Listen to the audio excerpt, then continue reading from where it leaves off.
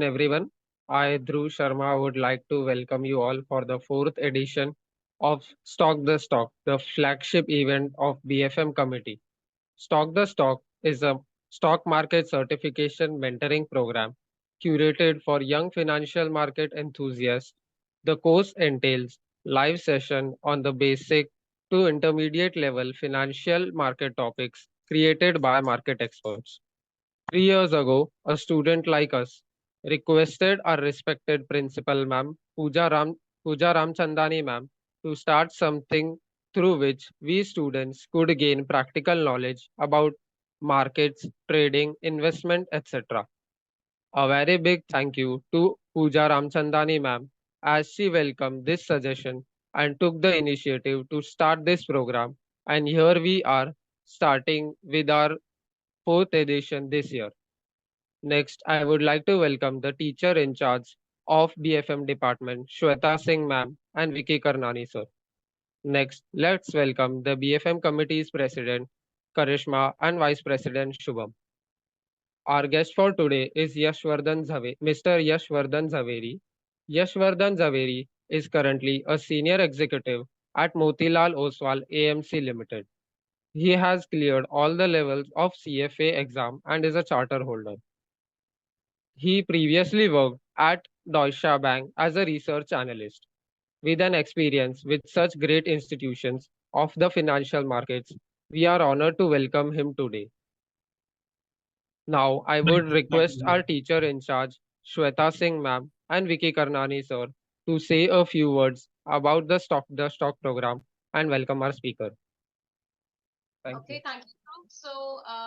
Yes, as mentioned, this is the fourth season on the row. We have been continuing our Stock the Stock program and specially curated for BFM students, since all the financial market students need to be well equipped and excel in the fundamental analysis or investment, or be it technical analysis, risk management, all those areas. So this basically this program, or the 30 hours program, has been curated specially with all the modules in it, and also followed by the end we will be having a mock stock, and there would be a lot of many quizzes, and every session would be, we will be rating each and every student so that they are actively participating, and on the basis of the quiz, on the basis of attendance, on the basis of mock stock, and finally the first three winners would be felicitated with the prize by our respected principal, Dr. Pooja Ramchandani ma'am. Right, so this is, we have been following, and this is commencing from today, and it will be on till 7th or 8th of November. Right, so welcome to all the students, and my hearty welcome to Yashvardhan for being present over here. And without taking much of a time, can we have a shared screen, and then can we have the inaugural of the Stock the Stock 4.0, and then we can ask the speaker to go ahead. Yes. Thank you, ma'am. And thank you, Dhruv, for the warm welcome. Do we have a curtain raiser?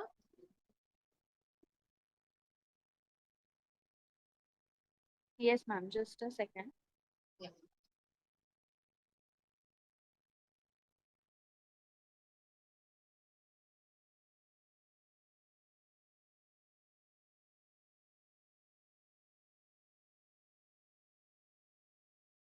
Right? Sorry, The Stock the Stock? we started in 2019. Yes, exactly. Yeah, so the year that we were graduating. Yes. Right, I'll just share my screen. Just let me know if it's visible.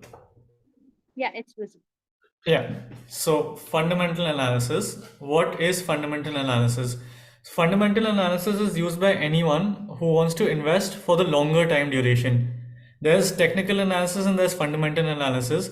Technical analysis, people use it either to time an entry into the market or maybe buy and sell within a short period of time. But fundamental analysis is used when you want to invest in the business rather than just the stock price.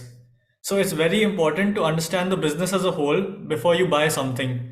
Before you buy a share into the company, it's very important to understand the business, understand what they do, understand who are the competitors, who are the customers, what impacts the business globally within India, also what economic situation impacts what business, how, and that's a very important trait before investing into any company.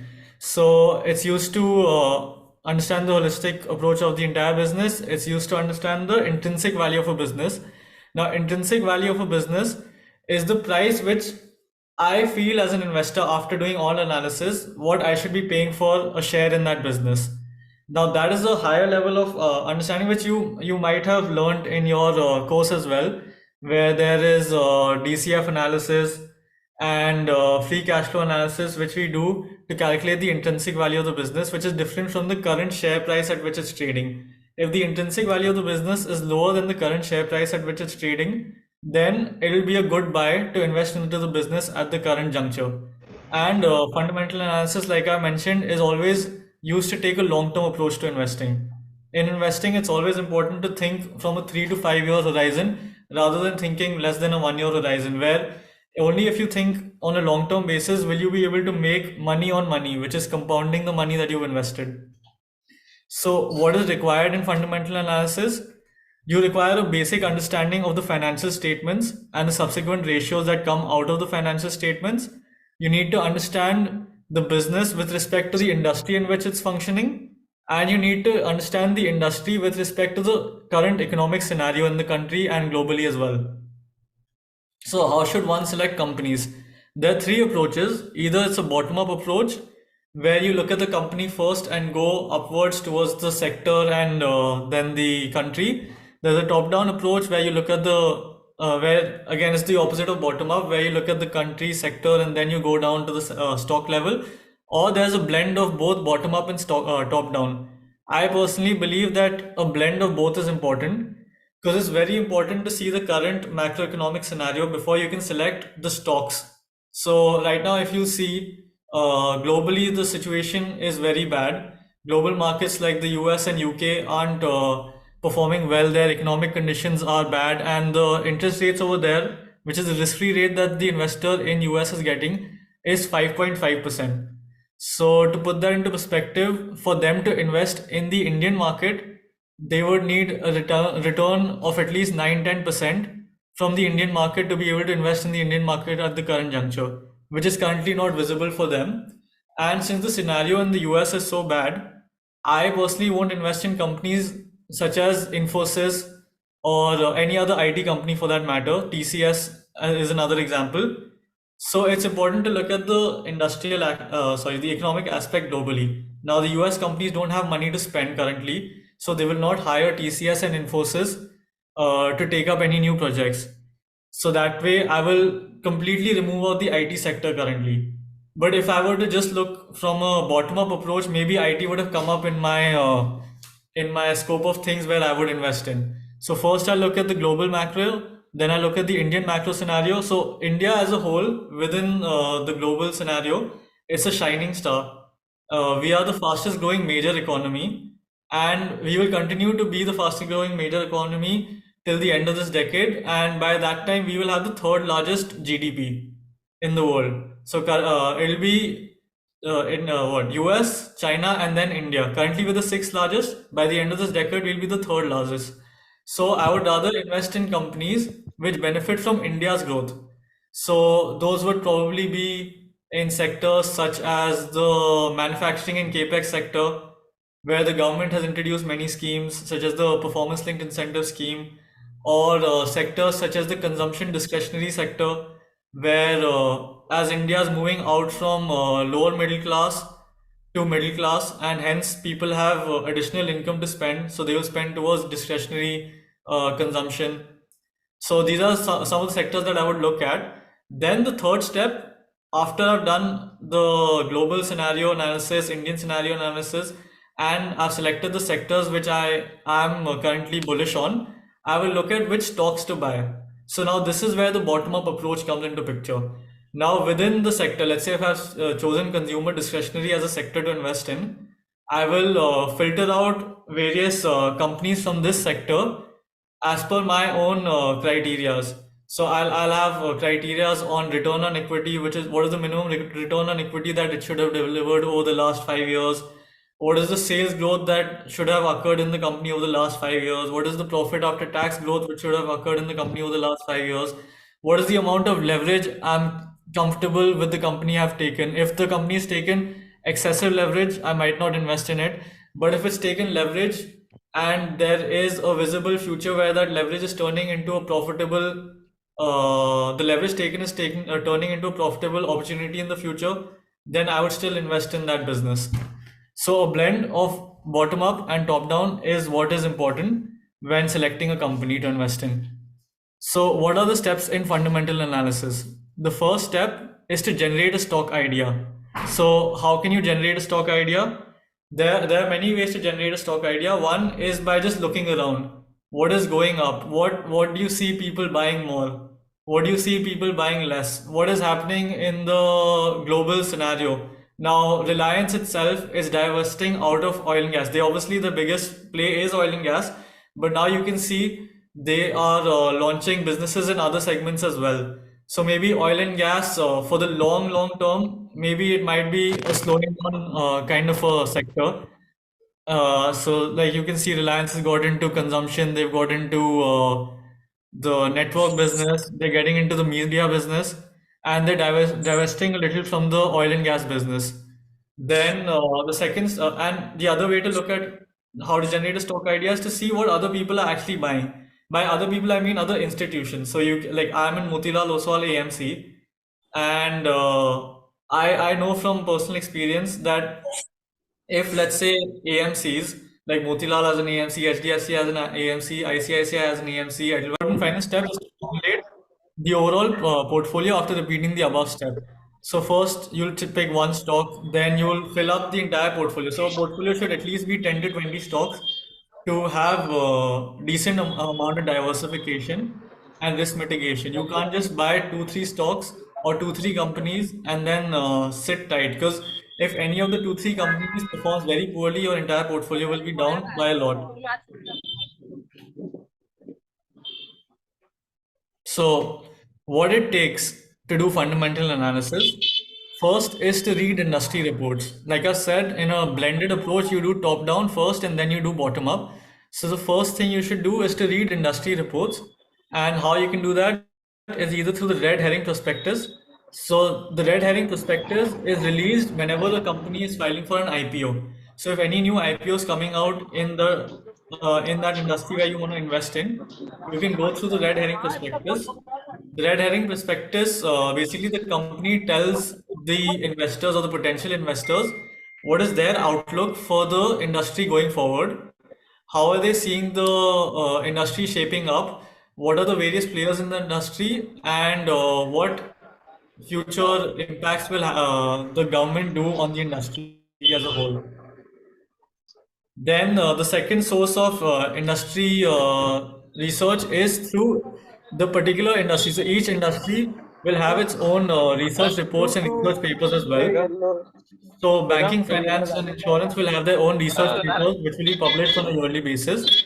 You can go through those as well and understand how the industry is shaping up. And then the third source is obviously the daily news that everyone has access to. So all three are publicly available. You just have to just Google it, and you will be able to read up many reports on the particular industry at which you're targeting to invest in. Then the second step is to filter for basic checklists using portals such as Screener. So I'll just show you the Screener portal as well. See, so this is what I was talking about. So this is called screener.in, which for retail investors who don't have access to a Bloomberg terminal or any such paid software, they can use many portals such as screener.in to get many of the required ratios and the trends as well. So here you can see is the price trend over, let's say, a 1 year time period. This is for Vedant Fashions. This is the PE ratio trend over 1 year time period. So if you see currently the PE is 74 versus what it was at its peak few months back was around 120. Then you'll get the sales trend as well. Alongside that, you get a peer analysis as well. So I can edit out what peers I want, what peers I don't want. I can see the PE ratios. I can see quarterly profits, quarterly sales targets. Sorry, not sales targets, the sales that they've actually generated. Then the EPS also versus the peers. And here is a view of the PNL statement across time periods. So this is the FY23 PNL statement, this is the FY22 PNL statement, FY21 PNL statement. So looking at the PNL statement across time periods, I can actually see a trend of what is happening. You can clearly see that the revenue is growing, which is the total sales is currently growing. Even the net profit as a whole, net profit after tax is growing. So here I can see Vedant Fashions over the last 5 years or 6 years has grown not only their revenue but also their profit after tax. That means their costs are also in line with their revenue, and their PAT is actually growing over time. Then you'll get a balance sheet analysis also across time periods, and the cash flow analysis also across time periods. So we'll come at these statements a little later, but I just wanted to show you the screener, how it looks like. Then the third step would be to read annual reports. So annual reports have many sections to look at. The two main sections are the management discussion and analysis section and the financial statements such as the balance sheet, P&L and the cash flow statement. The fourth step would be to read equity research reports which have already been published. So first you do your own analysis, you understand the company yourself, you understand its financials yourself, and then to do a second hand check, you can look at research reports already published by industry experts. So Motilal comes out with his own research reports, Axis comes out with their own research reports, Zerodha come out with their own research reports. So many companies come out with their own research reports on multiple companies which are in their list of companies to track. And you can, after you already done your analysis, then you should read the research reports. Otherwise, you would read the research reports and you will anchor yourself to what that research report is saying, and you will use that as a point of reference to invest or not. So it's best to do your own research first and then read research reports of third party experts. And after all this, the fifth most important thing is to stay up to date with any news regarding or relating to that company or industry. So let's say you've gone through the annual reports, you've gone through the basic checklist and everything, and you see that something is not matching up and you do not wish to invest at the current juncture. Or maybe you say that the price is currently too high. So what you can do is you can put that stock in your watch list and you can come back to that at a later date. You can stay up to date with the news and invest at a later date after any positive news that you were looking out for has come out regarding the company. Now, the sections of the annual report which are very important according to me. First is the management discussion and analysis, and then comes the financial statements. First is the management discussion and analysis. Then is the other financial statements such as the PNL statement, balance sheet, and cash flow statement. And the third important point is the shareholding pattern. So let's first go to the management discussion and analysis and why that is important. So the management, by looking at the management discussion and analysis, you can see how bullish or not bullish is the management with regard to the country that they're operating in, the sector that they're operating in, and their own future outlook, their own business outlook in the future, as well as the different segments within the company, how they are performing according to the management. The other thing that the MD&A statement will give you is a SWOT analysis. What are the strengths of the company? What are the opportunities, the threats, and the weaknesses that they currently have? So this is the management discussion and analysis of Vedant Fashions. Here you can see the first segment within that was the Indian economic overview. Then the overview of the retail market in India, an overview of the company's strengths and opportunities along with the challenges that they face, as well as the business outlook or the future outlook for this company. And the final point that they have mentioned are the individual segments within the company, how they are performing. So they'll obviously have various brands within Manuvel, various different segments where or retail targets where they're targeting. So there can be high-end clothes, there can be the mid-range clothes, and they'll give you a breakup of how everything is going. So any questions till now?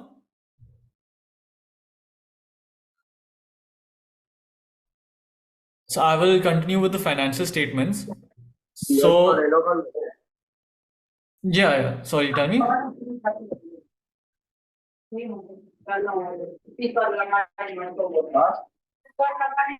Any question? Okay, fine. I'll continue with the financial statement. So the first financial statement to look at is the profit and loss statement. I mean, you can go in any order, but you can probably start with balance sheet also if that's how you want to go about it. But the order that I'm going in is the profit and loss statement. So profit and loss statement is a point in time statement, unlike the balance sheet, which is a flow statement. So what does point in time statement means? It means that it shows the revenue and the costs associated with running the business on a particular date and over the period of the last 1 year. So if you look at the annual profit and loss statement, it'll show you the profit that the company has made over the last 1 year. It'll show you the sales that the company has done over the last 1 year. It'll show you the costs associated with running the business over the last 1 year.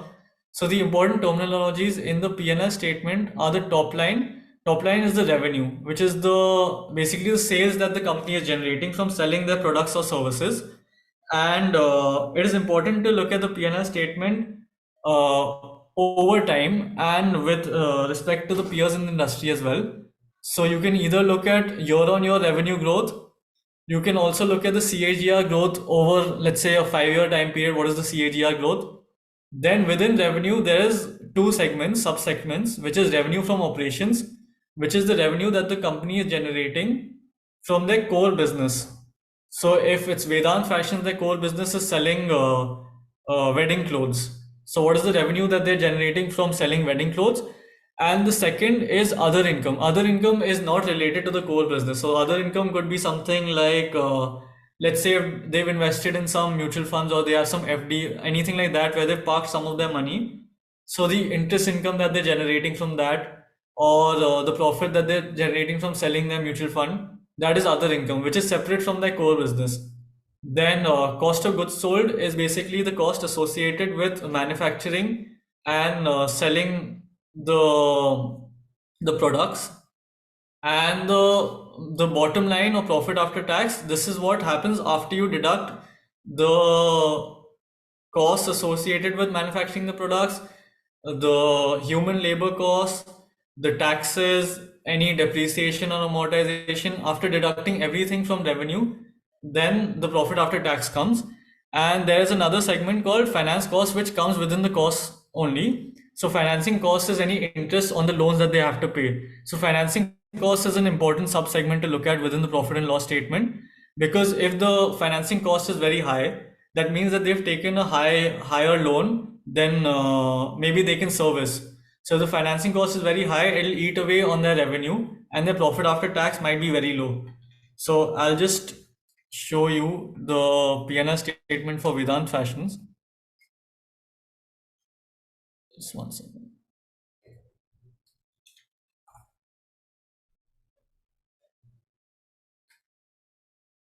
So here, so this is the P&L statement for FY23. The column highlighted in yellow is FY23, which is 31st March, 1st April 2022 to 31st March 2023. The column on the right is FY22 P&L statement, which is 1st April 2021 to 31st March 2022. So here you can see that there is a column in the middle called notes, which will expand on what the particulars are. So revenue from operations, there's a note associated with that, which is 30. So then within this annual statement, so this is the annual report, within that I'll look for note number 30 and I'll see from what are they getting this revenue, what all are the sales which are leading up to this overall revenue of 13,000 million. Then other income, as I mentioned, is income which is unrelated to the business. So the total income then comes to 13,630 million.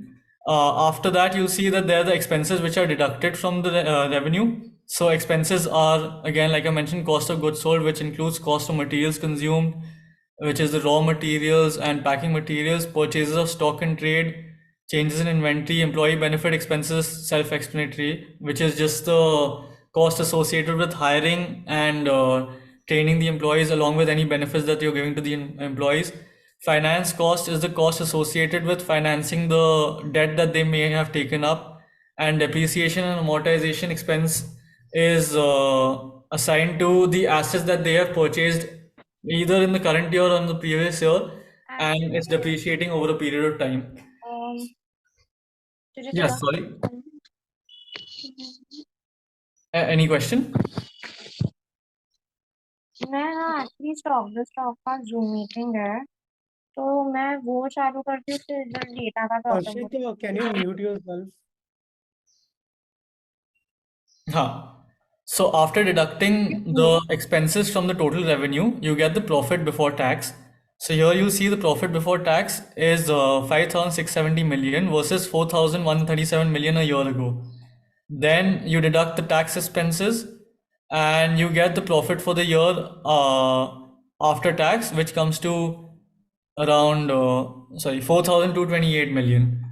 So this is basically the PNL statement, and here I can actually look at the EPS as well. So EPS is one of the ratios which is very important, which is earnings per share. So how do you calculate earnings per share? You divide the profit after tax or the total earnings by the total number of shares outstanding. So total number of shares outstanding, either you can get from the annual statement, or again you can use a portal like Screener to get that number. And once you deduct the total earnings by the total number of shares outstanding, you get the earnings per share number. And if there have been no shares which have been either bought or sold in the current year by the company itself, then the EPS has clearly risen between FY22 and FY23, because last year's profits were 3,000, this year's profit is 4,228.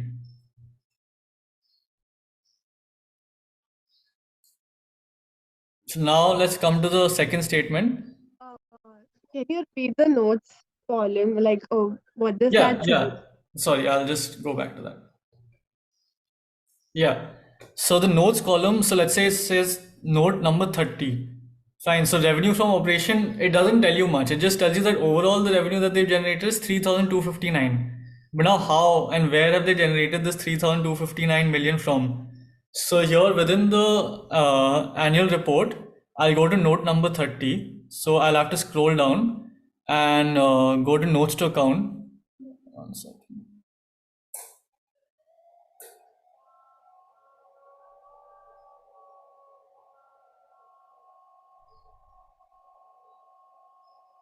Note number 30.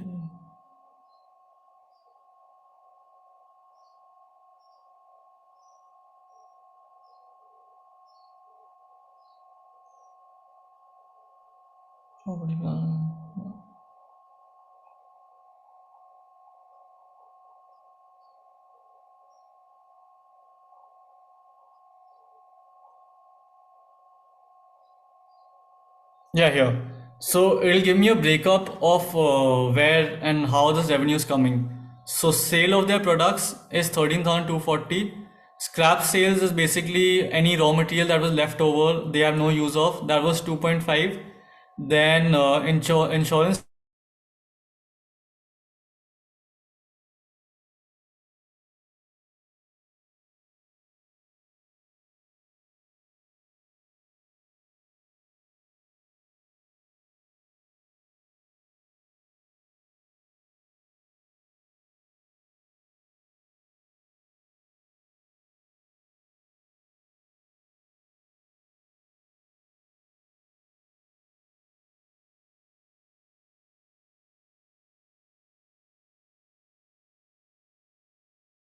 per share. The earnings per share number should ideally be rising. So currently, if you see the earnings per share is 17.42. So they've done the total number of earnings divided by the total number of shares outstanding, and that's come to 17.42. Last year, that same number, or FY22, that same number was 12.63. So clearly, there's a rise in the earnings per share for this particular company. Got it. If the earnings per share is decreasing, then you have to wonder why it's decreasing. And if it is decreasing, then clearly there will be an impact on the share price as well. Got it. Thank you. Yeah, welcome. So now we'll come to the second statement, which is the balance sheet. So unlike the PNL statement, which is a point in time statement, which is for the last 1 year, the balance sheet is a flow statement. What that means is that it shows the total assets, total liability, and total shareholders' equity as on let's say 31st March 2023, which is a consolidation of the assets, liabilities, and shareholders' equity across the overall operation of the business. So if it's been there since 10 years, and let's say they've bought one laptop, two laptops, three laptops, five laptops, they built one building, they have invested in one manufacturing plant, two manufacturing plants, three manufacturing plants across the 10-year period, it'll sum up that total amount and it'll show it as assets. Then on the other side, the liabilities that they've taken up, any loans that they've taken up, any current liabilities that have taken up, it'll sum it up across the time periods and show that on that particular date. So as on 31st March 2023, what is the total assets that they hold, what is the total liabilities that they owe, and what is the shareholders' equity. So balance sheet, as the name suggests, it should balance. So the asset side should tally up with the liability plus shareholders' equity side. Assets, a sum up of the non-current assets and current assets. So non-current assets are the assets whose economic benefit is expected to accrue over a longer period of time, ideally greater than 12 months. And current assets are the assets whose economic benefit will accrue within a 12-month time period. Then liabilities will also be split up into non-current liabilities and current liabilities, where the definition remains the same. Non-current liabilities are due above a 12-month time period, and current liabilities are due within a 12-month time period. So examples of non-current assets would be any building that the company owns, any machinery that the company owns. An example of current assets would probably be any trade receivables. So trade receivables are basically, they have let's say given out some goods on credit, and the payment is to be coming within the next 3 months or 6 months. So that would be a current asset. Then non-current liability would be any long-term loans that the company has taken to run their operations, and current liability would be any loans that they've taken which they have to pay off within a 1 year time period, which could also include trade payables, where they have taken the raw material from their suppliers, but they're yet to pay them for that. So, but they have to pay them within the 12-month time period, and that will form under the current liability part. And shareholders' equity is equal to share capital, which is the equity share capital that they've raised from the secondary market, and their own share capital that the promoters must have put, plus the reserves and surplus. So reserves and surplus, so this is what happens. So the financial statements are all linked. The reserves and surplus will include the profit from the PNL statement. So the profit after tax will form part of the reserves and statement within the shareholders' equity, and it will be a consolidated profit across time periods. So I can show the same as well for Vedant fashion. So here, this is the balance sheet as on 31st March 2023. Here you can see the non-current assets. So the current, sorry, let's go to the total first. So the total assets sum up to 21,608. And if you'll see, the total of equities and liability will also sum up to 21,608. Fine. And within the assets, there's non-current assets and current assets. Non-current assets, like I mentioned, have the property, plant, and equipment. The goodwill. Goodwill is an example of an intangible asset. Then any patents are also examples of intangible assets. Financial assets are, let's say, the investments that they've made either in other companies or in mutual funds, or any other investments that they've made. That is also part of the non-current assets. Then current assets includes the inventory. Inventory is basically the stock that they currently hold of the goods. So they have 1700 million INR worth of inventory. That means they have 1700 million INR worth of clothing lying at their various factories or shops. Then there's financial assets such as trade receivables, like I mentioned, cash and cash equivalent, bank balance. This is all form part of the current assets.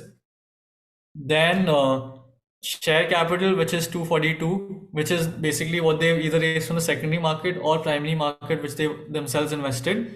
And then other equity would basically be the surplus, which is, if we go to this 18 number note, we'll see the breakup, and it'll include the profit from the current year and the previous profit as well that they've not used up already. Then non-current liabilities, where there's financial liability.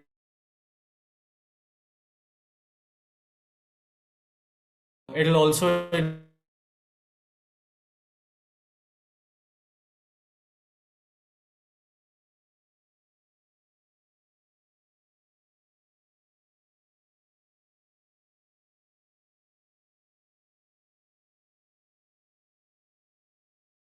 and the total of the liabilities and shareholders' equity will be equal to the assets, which is 21,608. Oh, sorry.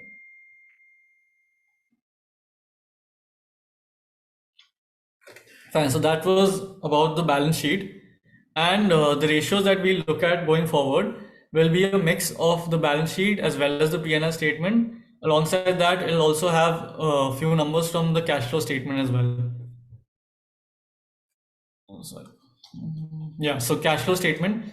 Cash flow statement is again just like the P&L statement, it's a point in time statement.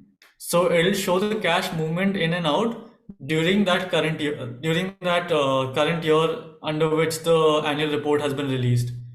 Then there are three sub-segments within the cash flow statement. One is cash flow from operations, which is the cash that they're generating or losing from their core operations. So for Vedant Fashions, it'll be from buying and basically it'll be from buying the raw materials associated with the clothes and from the sales of the clothes. Then cash flow from investing activity would be the cash flow that they've generated from their investments. So like we have seen on the balance sheet statement, Vedant Fashions had investment assets as well as part of the non-current assets.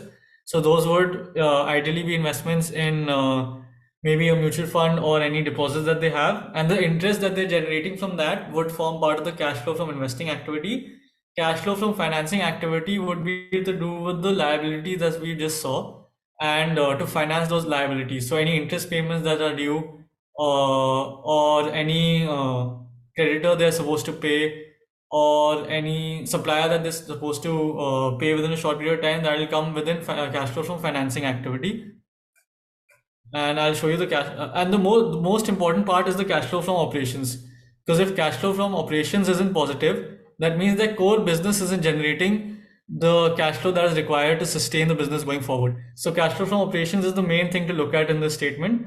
And another important thing to look at from the statement is the cash flow from financing. If the cash flow from financing is too negative and it offsets the cash flow from operations, then maybe this business has taken up too much debt that it can't sustain. I'll show you the cash flow statements as well. Yeah, statement of cash flows. So the first heading is the cash flow from operating activities. So the profit before tax forms part of that, which we get from the PNL statement. There are a bunch of, so all this will come under maybe your 11th and 12th accountancy. If you've taken up accountancy in 11th and 12th, these all you would be familiar with. Then within cash flow from operations, there are various adjustments. Alongside that, there is the change in the working capital as well. Then cash flow from investing activity, which includes investments into property, plant, and equipment. So this year, we can see that they spent 46 million rupees on acquisition of properties and plants. They have received 93 million from the sale of a particular property and equipment. Then interest received on any investments, that is 114 million.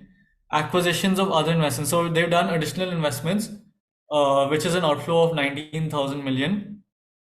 Then the last activity or the last part of the cash flow statement is the cash flow from financing activity, where it's any liabilities that they have to pay off, any interest due on that, any dividend that needs to be paid, all that comes part of the cash flow from financing activity.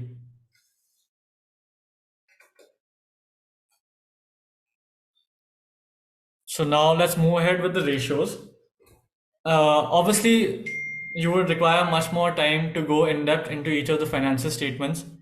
And for that, you should ideally read up on annual reports of various companies.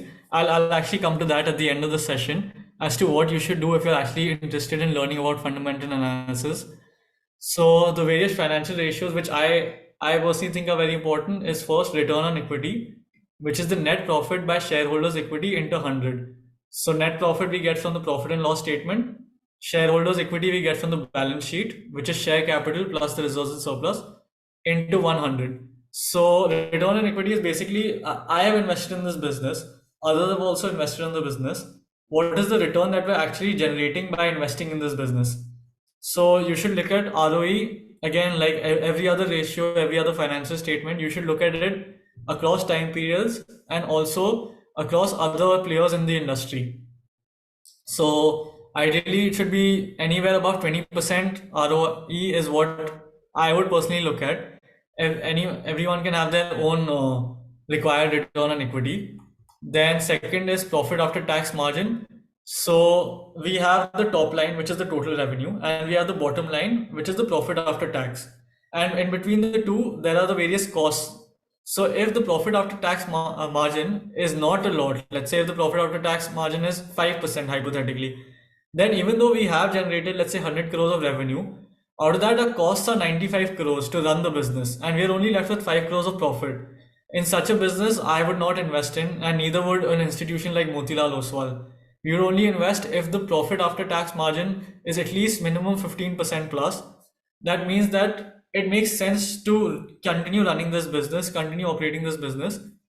Then, but this is not the case with new age tech. So if you look at the new age businesses like Zomato or Paytm, they would be ideally in losses, and it'll take multiple years for them to get into profits. Zomato recently got into a 1 crore profit, but until recently they were in losses. So to look at the new age tech or the new age ideas that are coming into the market, you have to filter out by other ratios. But for well established companies, you should ideally be looking at a higher profit tax margin than 5-7%. Then asset turnover ratio, which is net sales, which is again the total revenue, by average total assets. So you'll take the total assets. If I'm looking for 31st March 2023, I'll take the total assets at the beginning of the year, which is on 1st April 2022, and I'll take the total assets on the end of the year, which is 31st March 2023. I'll sum them up and divide by 2, and the numerator will be the net sales. So what is average turnover ratio? Average turnover ratio basically says how much revenue are the assets generating. Are they generating 2x revenue compared to the assets, 3x revenue, 4x revenue? If the assets aren't able to generate enough revenue, then the expenditure that the company's already done on the assets has gone futile. Then the fourth ratio is financial leverage, which is average total assets. Again, it's the same as the average total assets in the asset turnover ratio by shareholders equity. So let's say if the total assets is 400 and shareholders equity is 100, so financial leverage is 4. Well, that means that majority of the assets are funded by debt and not shareholders equity. But if let's say the if let's say the financial leverage is hypothetically 150 average total assets and 100 shareholders equity, which is 1.5, that means majority of the assets are funded by equity rather than by debt.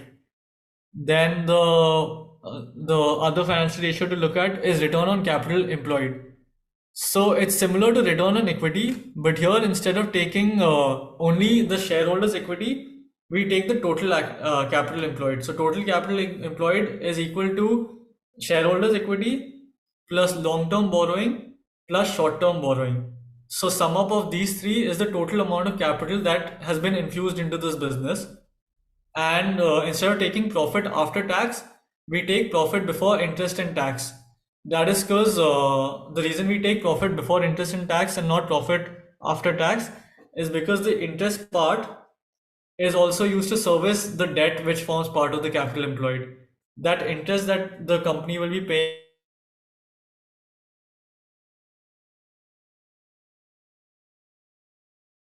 again, all these ratios have to be checked over time and alongside with the peers in the industry.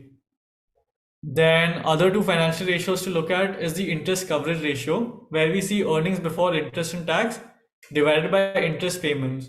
So let's say the earnings before interest plus interest and tax is hypothetically is 100, and the interest that you have to pay is also 100. That means overall the company is just earning enough to pay off the debt interest. This is not a company where anyone would want to invest in.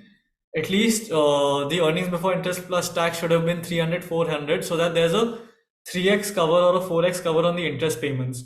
That is why that financing cost is a very important sub-segment to look at in the profit and loss statement.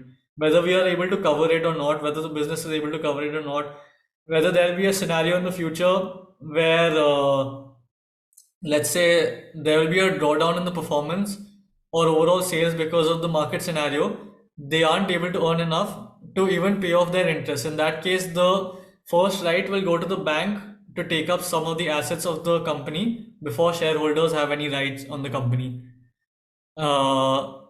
Then the final ratio to look at is debt to equity. So this is actually a divide by sign. I by mistake put plus.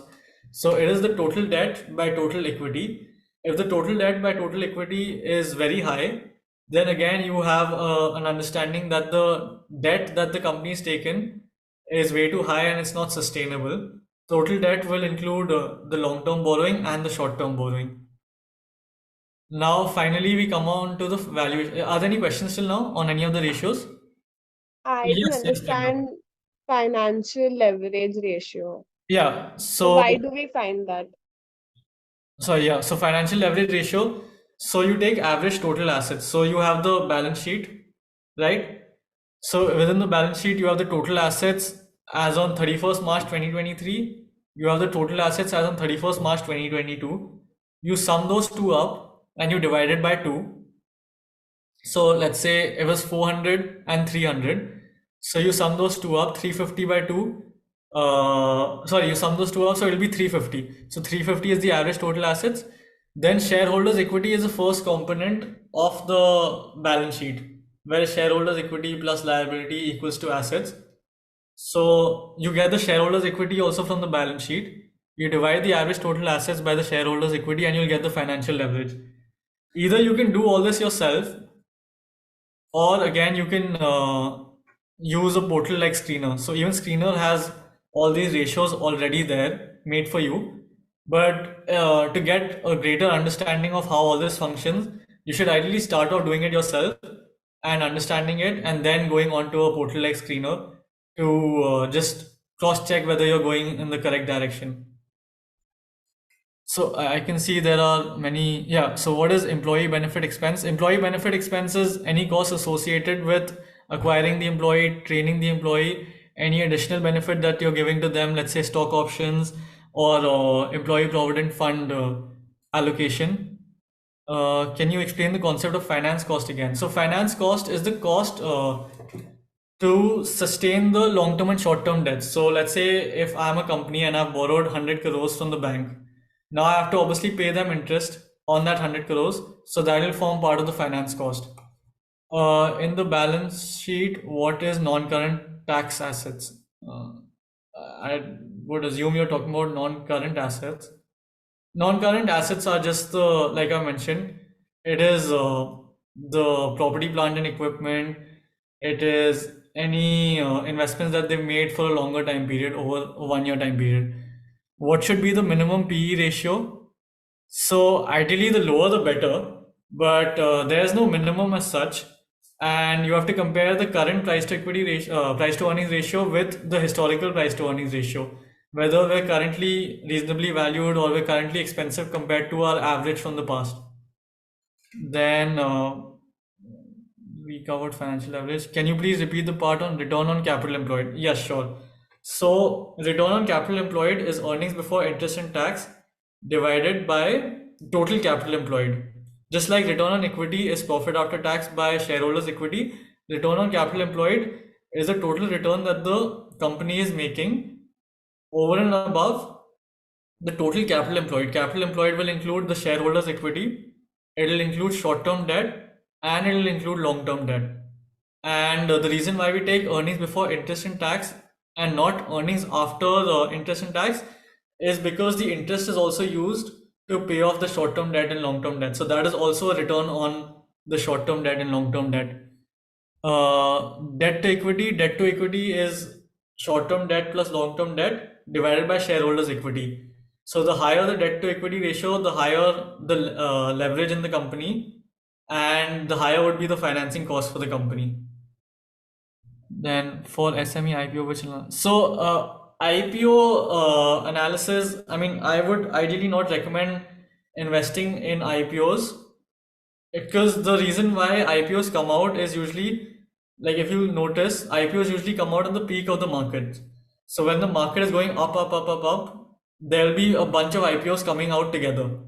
And the reason for that is that in an up market scenario, the promoters can get a premium on their share price, and they can launch their IPO very easily. But in a scenario where there's a bearish sentiment, where the market is going down, no promoter will ideally come out with an IPO because there won't be any interest on their IPO, and they might have to sell their stake at a discount.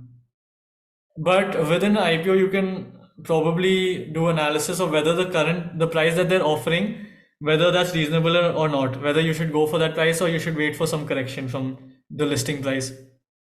What would be considered a high debt? Anything above 1 is considered a high debt to equity ratio.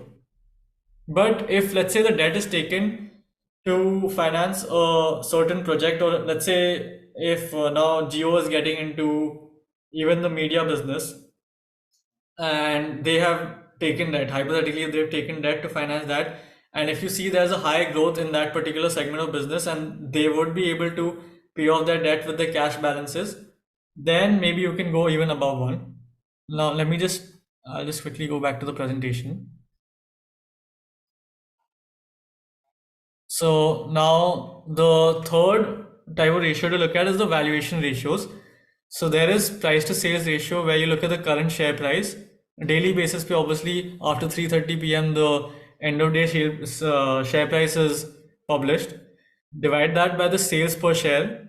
So you have the revenue, you have the shares outstanding. So revenue divided by the total number of shares outstanding is the sales per share, and current share price by the sales per share is the price to sales. So again, this also you have to look at the trend, whether currently we are above the average, we are below the average, we are above industry, we're below industry, what is it? Then price to book value is current share price by the book value per share. So book value per share is nothing but the shareholders equity. It is what is left over after paying off all liabilities and selling off all assets. So that is nothing but the shareholders equity. In certain scenarios, if the price to book value is less than 1, that means you're getting a very, very highly discounted business, and there has to be either something fundamentally wrong with the future prospects of the company for that valuation, or the company is completely overlooked. That is why the valuation is currently less than 1. Then the most popular is price to earnings ratio, where you look at the current share price divided by earnings per share. So historically, the overall market, I'm saying, the price to earnings average would be around 14 to 16. And in a scenario like it was probably a month back before the market started correcting, the PE would have been very, very high for the market as a whole. So in such a scenario, it would not make sense to invest even in individual companies. It would make sense to probably hold a little cash and then invest when the price to earnings ratio comes down a little. Then these are all the qualitative aspects that I've mentioned. Apart from management discussion and analysis, the rest of the financial statements are all quantitative. Management discussion and analysis is qualitative, and there are other qualitative analysis that you have to do before you decide to buy a share or stake in the company. So first you should understand who are the promoters, what are their backgrounds. So let's say if they have done any wrongdoing in the past, if they've manipulated any share price, these are the companies, these are the promoters to stay away from. No matter how healthy the balance sheet is, no matter how healthy the PNL statement is, if the promoter is fishy, you should not invest in the company. Then you should look at who are the customers, whether there are multiple customers or there is one big customer. If there's one big customer, then if that one big customer goes away, hypothetically, then the revenue and the sales and consequently the profit also will be very low. Is there any strong moat? So moat is a concept popularized by Mr. Warren Buffett, which is basically, are there any high barriers to entry or high barriers to run this particular company? So within the moat, there will be many things like the brand value, patents that they own, the R&D that they've already done, then any goodwill that they have in the market. These are all strong moats. Then again, any government regulation which will restrict new entrants. These are all strong moats where if there is a strong moat, then the competition will be lesser, and hence the profit margin or the ability to charge higher prices per good will be higher for the company. Then you should look at if there are any regulatory changes in the industry which will impact future prospects, because everything that we've seen till now is all that has happened in the past. The revenues are of the past, the profit is of the past, everything's of the past, but now you have to look at what is going to happen in the future as well. So if there's any major regulatory changes that are about to happen that will impact the industry, then maybe you should wait till that regulatory change has taken place to understand what is the impact on the company as a whole. Then any prominent investors. By prominent investors, I mean any big institutions which have invested, any known name investors which have invested, and whether they're buying more shares or they're selling their current shares. Then you should see whether there is any history of defaults and payments to the banks. So if they have defaulted on payments to the bank, that means that they have not managed their cash flow properly, and that there can be a scenario in the future as well where there might be a default scenario. And the final point to look at, and these are just a few broad checkpoints. There are many more questions you need to answer before you can invest in a business. Another important point is who are the auditors. So if it's a company of a large size, and if the auditor is an unknown auditor or it's a very small auditor, that means there might be something fishy going on with the financial statements, where they might have done something to, what they say, cook the book, where the numbers that they're showing are not actually real or true, and there is some discrepancy in the numbers. So you should ideally see that the larger the company, the more known the auditor should be. If it's an auditor which is very tiny, then the company will have an influence on the auditor, and they can basically influence the auditor to cook the books and make it seem like the company is very healthy when in fact the company is not very healthy.